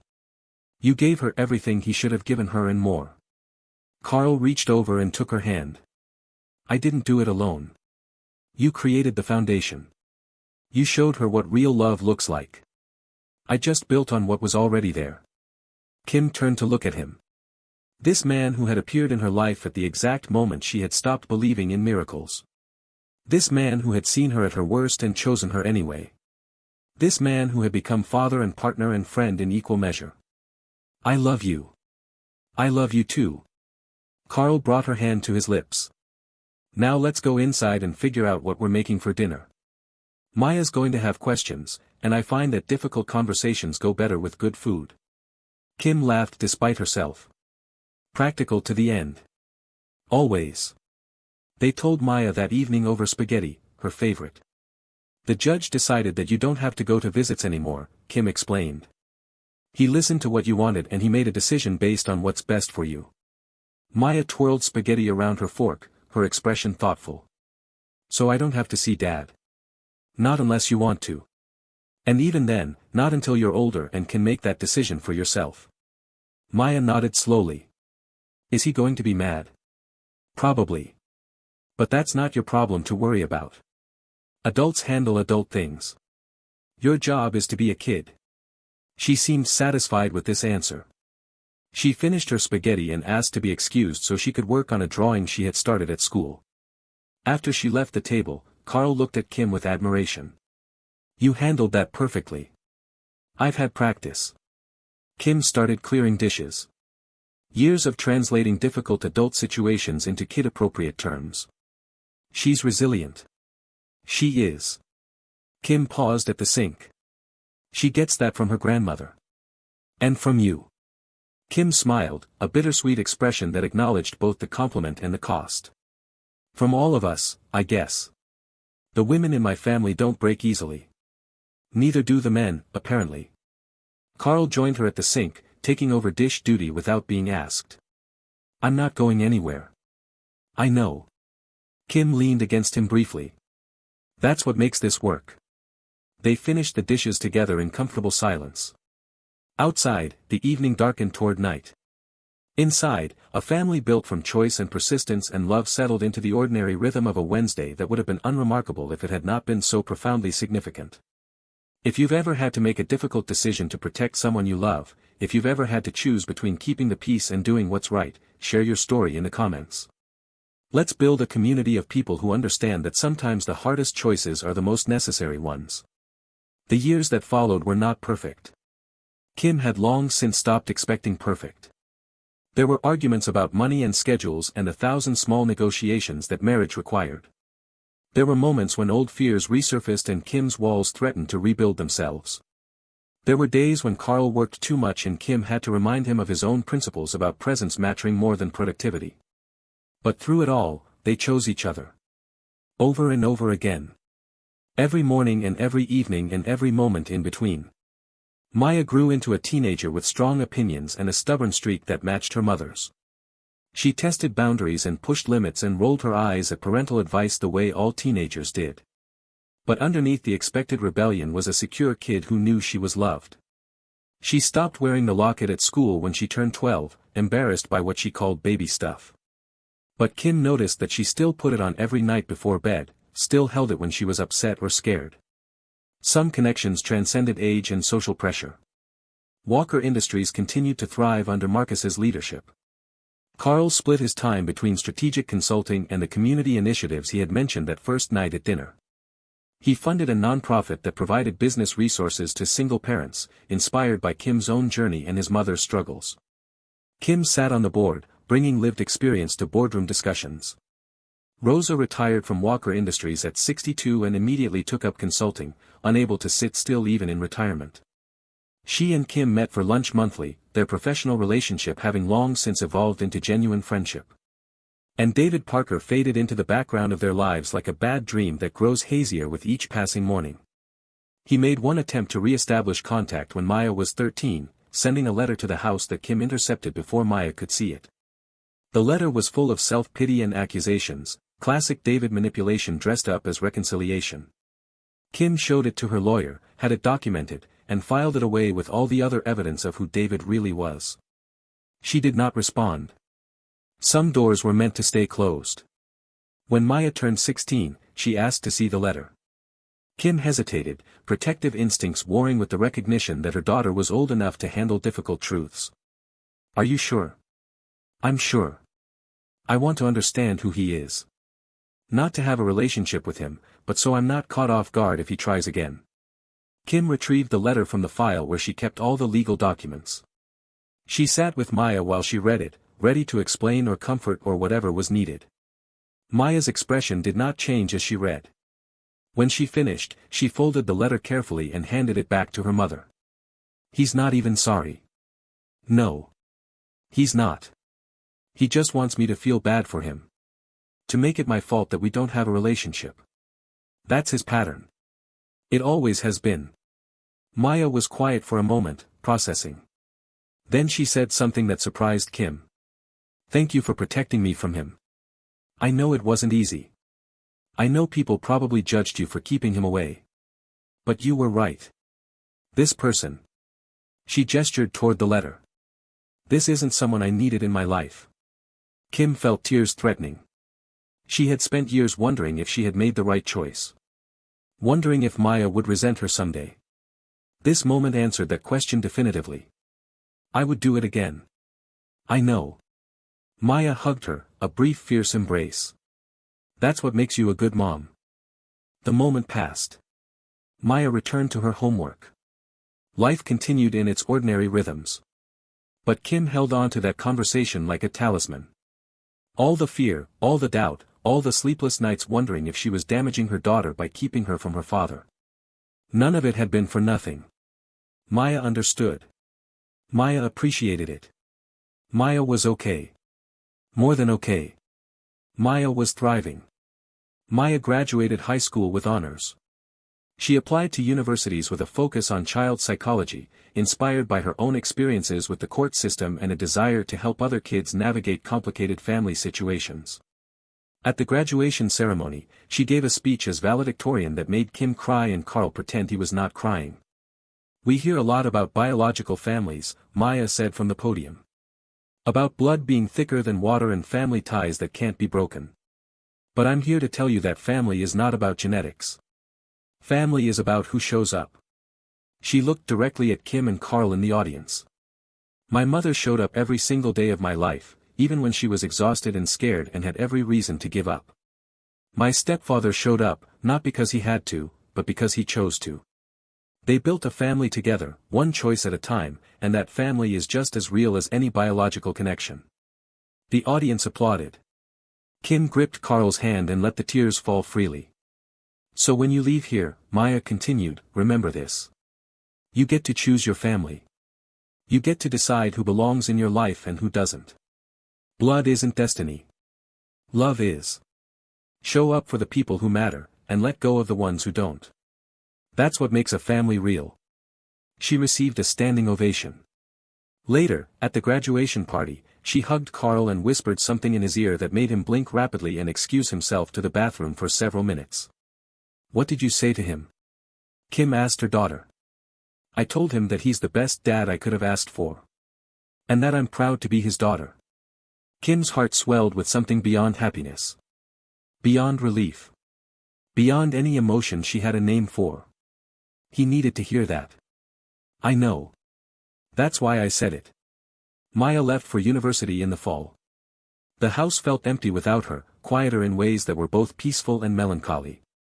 Kim and Carl settled into a new rhythm, one where they had time for each other that they had not had in years. They traveled. They took cooking classes. They rediscovered the people they had been before parenthood had consumed everything, while also appreciating the people they had become because of it. One evening, sitting on the patio of a restaurant in Italy where they had gone for their 15th anniversary, Carl asked Kim a question. "Do you ever regret it?" "Regret what?" "Any of it. The mall. The dinner. Taking a chance on a stranger who promised to take care of you." Kim considered the question seriously. She thought about the fear she had felt that first night. The walls she had built.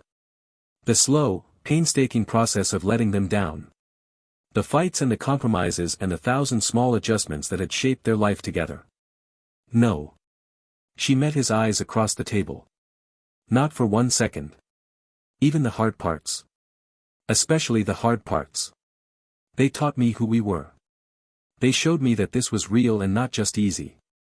Carl smiled, the same smile that had first cracked her defenses in a penthouse restaurant 15 years ago. "I was so nervous that night." "Nervous about what?" "That you'd see through me. That you'd realize I was just as broken as you were and didn't have any right to offer help." Kim laughed softly. "We were both broken. And now? Now we're whole. Not because we fixed each other. But because we gave each other space to heal." Carl raised his glass in a toast. To space for healing. To showing up.